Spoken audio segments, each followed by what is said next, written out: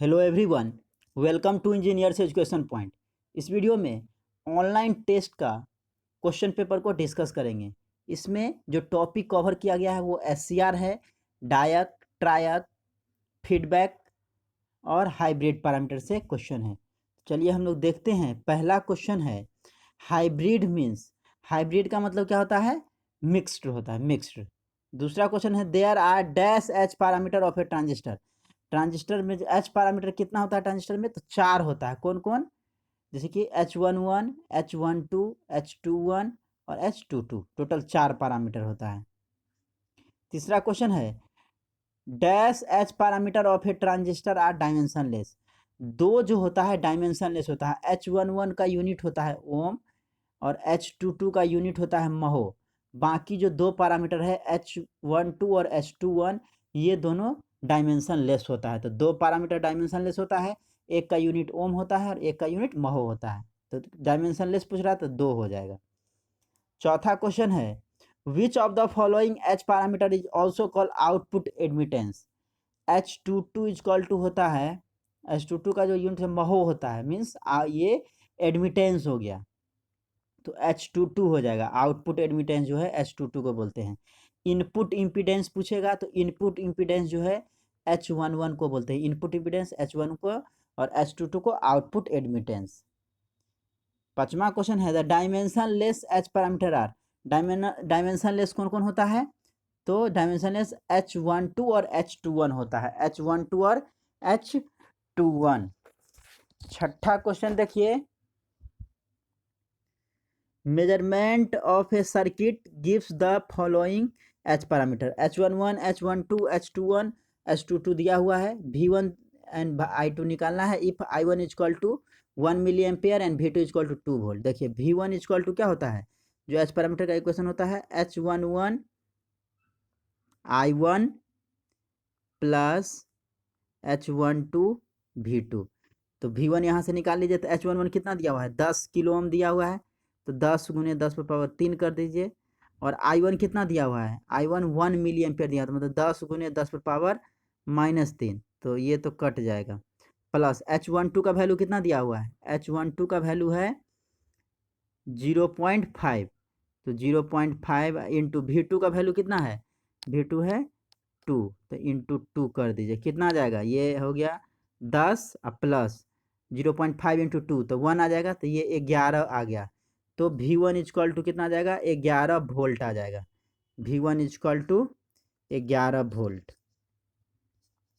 उसी तरह I2 निकालना है। तो I2 इजक्वल टू होता है H21 I1 plus H22 V2। Put कर दीजिए। तो H21 का वैल्यू कितना है? 100 दिया हुआ है क्वेश्चन में। और I1 का वैल्यू है 100 और I1 का वैल्यू है 1 मिली एम्पेयर। तो 1 इंटू 10⁻³ कर दीजिए। प्लस H22 का वैल्यू है 2 मिली साइमंस। तो 2 इंटू 10⁻³ हो जाएगा। अब V2 का वैल्यू है 2। अब यहाँ से निकाल दीजिए तो क्या हो जाएगा? 100 बट्टे ये 1000 हो जाएगा। अब प्लस 2 दूना 4 बट्टे 1000। तो ये हो जाएगा 1/10। अब प्लस ये हो जाएगा 4/1000 है। 4/1000 तो निकाल दीजिए। तो ये 1000 कर दीजिए। यहाँ पे हो जाएगा 100 प्लस 4। तो 104/1000। ये कितना आ जाएगा? इसका I2 का वैल्यू जो है 14 मिली एम्पेयर आ जाएगा। इसको सॉल्व करने पे 1400। इसको एक सेकेंड और देखते हैं। देखिए I2 इजक्वल टू होता है H21 I1 plus H22 V2। Put कर दीजिए। तो H21 का वैल्यू है 100 गुने मिली में ही है आंसर, तो मिली में ही निकालते हैं। I1 का वैल्यू है 1 मिली एम्पेयर प्लस H22 का वैल्यू है 2 मिली साइमंस और ये V2 है 2। तो कितना आ जाएगा?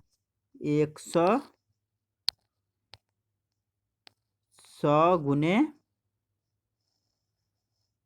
1 तो 100 हो गया प्लस 4। कितना आ जाएगा? 104 मिली हेनरी।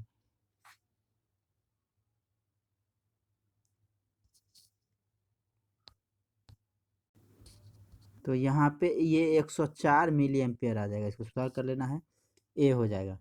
7 नंबर है, in two port network the parameter S21 is called. S21 को क्या बोलते हैं? तो S21 क्या है? शॉर्ट सर्किट करेंट गेन है। S21 क्या होता है? S21 इक्वल टू होता है I2 बट्टे I1, और ये I2 क्या है? आउटपुट करंट बट्टे इनपुट करंट, तो ये होता है करंट गेन।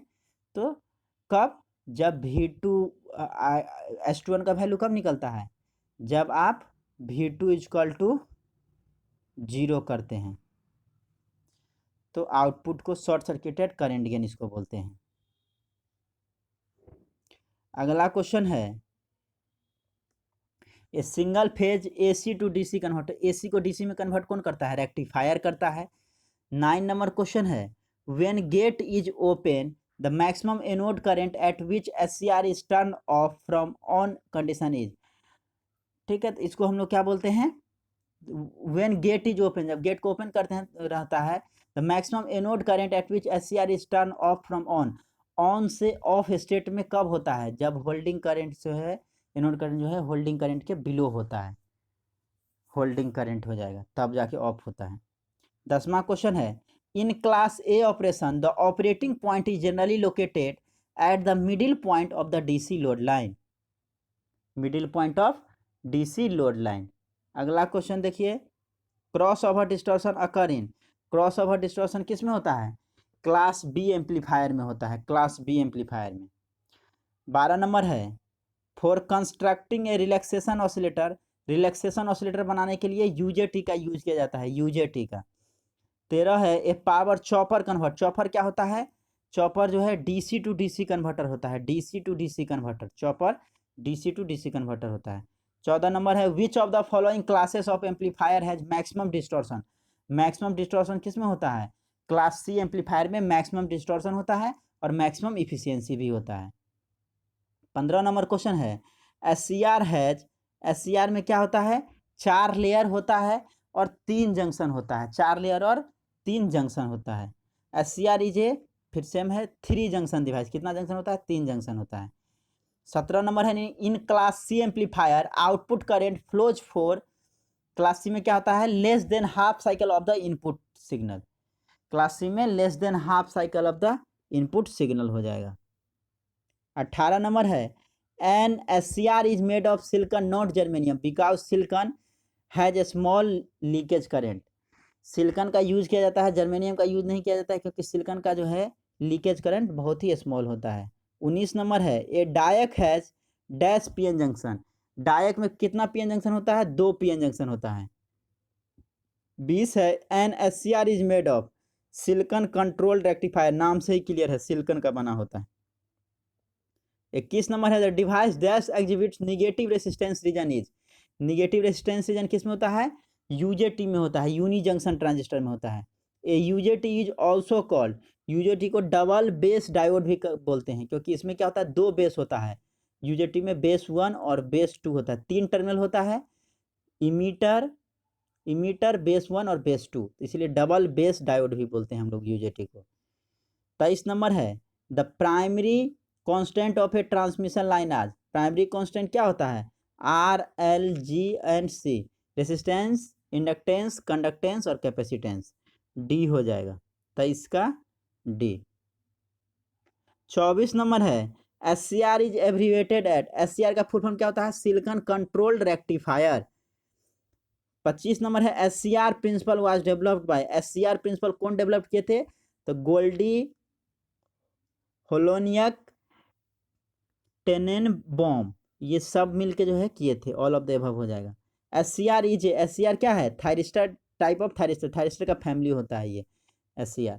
SCR है डैश नंबर ऑफ टर्मिनल। कितना टर्मिनल होता है?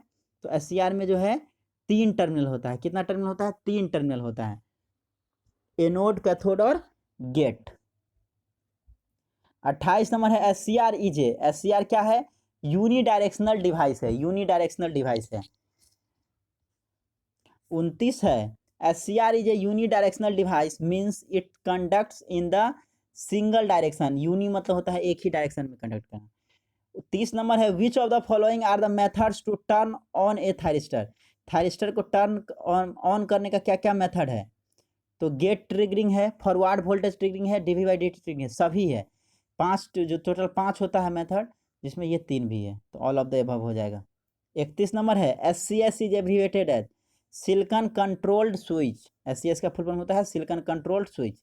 32 नंबर है which of the following are the home application of SCR। SCR का यूज हीटर में, फैन रेगुलेटर में, टेम्परेचर कंट्रोल सभी में किया जाता है। All of the above, all of the above हो जाएगा। 33 नंबर है which feedback increases the gain of the amplifier. Gain, amplifier का गेन जो है कौन इंक्रीज करता है? तो पॉजिटिव फीडबैक में गेन क्या होता है? इंक्रीज करता है। 34 नंबर है the gain of the amplifier is defined as the. Gain क्या होता है? आउटपुट बट्टे इनपुट, तो आउटपुट वोल्टेज बट्टे इनपुट वोल्टेज, इसी को हम लोग गेन बोलते हैं। 35 नंबर है which feedback reduces the amplifier gain. Amplifier के गेन को कौन सा फीडबैक में रिड्यूस करता है? निगेटिव फीडबैक रिड्यूस करता है, पॉजिटिव फीडबैक इंक्रीज करता है। 36 है dash feedback use in amplifier. Amplifier में निगेटिव फीडबैक का यूज किया जाता है और ऑसिलेटर में पॉजिटिव फीडबैक का यूज किया जाता है।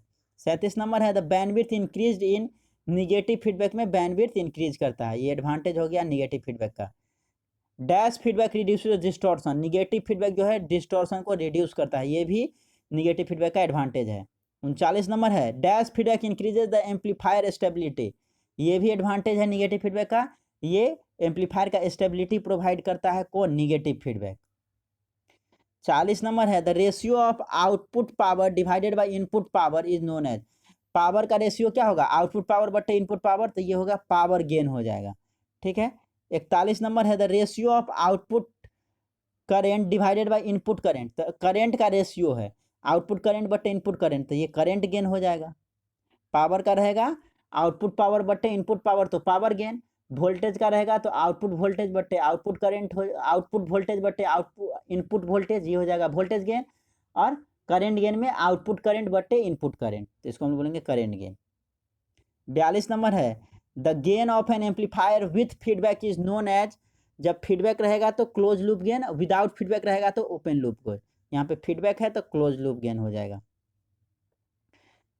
43 नंबर है the gain of an amplifier without feedback is 50, whereas with negative voltage feedback it falls to 25। ये क्या होता है? 25 हो जाता है, 50 से घट के 25 हो जाता है। तो क्या निकालना है? Calculate the fraction of the output voltage feedback, मतलब क्या क्या दिया हुआ है? ए भी विदाउट फीडबैक दिया हुआ है 50, विथ निगेटिव फीडबैक ए भी है कितना दिया हुआ है? 25। निकालना क्या है? एम भी, फ्रैक्शन रेशियो निकालना है कितना होगा। फार्मूला क्या होता है? Voltage gain with negative feedback is equal to open loop voltage gain बट्टे 1 प्लस एम भी इंटू ए भी, एम भी इंटू ए भी। अब पुट कर दीजिए तो ए भी कितना है? यहाँ पे ए भी F negative feedback, negative voltage gain दिया हुआ है, निगेटिव वोल्टेज फीडबैक गेन कितना दिया हुआ है? 25। और without open loop voltage gain दिया हुआ है 50, तो 50 बट्टे 1 प्लस 50 गुने एम भी, यही हो जाएगा ना, 50 गुने एम भी। तो यहाँ से निकालिए तो एम भी का वैल्यू कितना आ जाएगा? इसको सॉल्व करने पे एम भी का वैल्यू आ जाएगा 1/50, 1/50, तो इसका वैल्यू कितना आ जाएगा? 0.02 आ जाएगा। कौन सा ऑप्शन हो जाएगा? ये हो जाएगा 0.02। 44 नंबर है the gain of an amplifier without feedback is 140, whereas with negative voltage feedback it falls to 17.5। देखिए विदाउट फीडबैक मतलब ए भी जो है दिया है 140, और विथ निगेटिव फीडबैक कितना हो गया है? 17.5 घट करके। एम भी का वैल्यू निकालना है, बस सेम फार्मूला है, ए भी एफ इजकल टू ए भी बट्टे 1 प्लस एम भी इंटू ए भी। अब यहाँ पे देखिए ए भी एफ का वैल्यू दिया हुआ है, ए भी का वैल्यू दिया हुआ है, तो एम भी का वैल्यू नहीं निकलेगा? बिल्कुल निकलेगा। 17.5 बट्टे कितना हो जाएगा? 140 बट्टे 1 प्लस 140 गुने एम भी। यहाँ से एम भी का वैल्यू निकालना है, तो एम भी का वैल्यू आ जाएगा 1/20, और इसको हम लोग रेशियो में लिखेंगे तो कितना हो जाएगा 0.05। तो देखिए 1/20 और इसी को वैल्यू में लिखेंगे तो 0.05 होगा, मतलब बोथ ऑप्शन हो जाएगा, बोथ सही है, बोथ। 45 नंबर है, the gain of an amplifier without feedback is 1000 whereas with negative voltage feedback it falls to 24.4। देखिए ए भी कितना दिया हुआ है, ये 1000 दिया हुआ है, और ए भी एफ कितना दिया हुआ है 24.4 दिया हुआ है। अब आपको एम भी का वैल्यू निकालना है। क्या हो जाएगा, सेम फार्मूला ए भी f, voltage gain with negative feedback is equal to open loop voltage gain बटे 1 plus fraction ratio into m भी इंटू ए भी। पुट कर दीजिए तो क्या आ जाएगा 24.4 इजक्वल टू कितना आ जाएगा, ए भी कितना है 1000, 1000 बट्टे 1 प्लस 1000 गुने एम भी। यहाँ से सॉल्व कीजिएगा तो एम भी का वैल्यू आ जाएगा 0.04। कौन सा ऑप्शन हो जाएगा 0.04 एम भी का वैल्यू ये आ जाएगा। 46 नंबर है, the gain of an amplifier without feedback is 500 whereas with negative voltage feedback it falls to 100। देखिए ए भी फिर दिया हुआ है 500, ए भी एफ दिया हुआ है 100, और एम भी निकालना है। यहाँ से सेम फार्मूला का अप्लाई कीजिएगा तो इसका वैल्यू 0.008 आ जाएगा, 0.008 आ जाएगा। ए भी एफ इजक्वल टू ए भी बट्टे 1 प्लस एम भी इंटू ए भी एफ दिया हुआ है, ए भी दिया हुआ है, एम भी का वैल्यू निकालना है। सेम फार्मूला अप्लाई कीजिएगा, बन जाएगा। 47 नंबर है, how many terminals are there in diac device. Diac में कितना टर्मिनल होता है, तो 2 टर्मिनल होता है, MT1 और MT2, मेन टर्मिनल 1 और मेन टर्मिनल 2।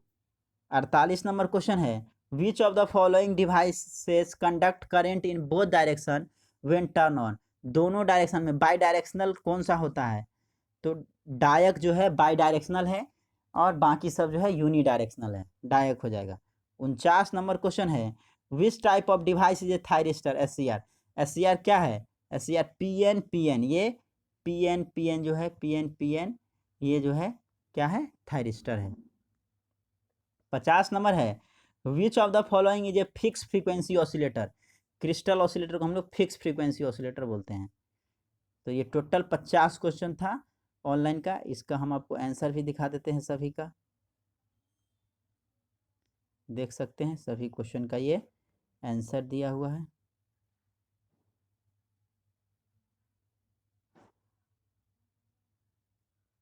देख सकते हैं आप आंसर।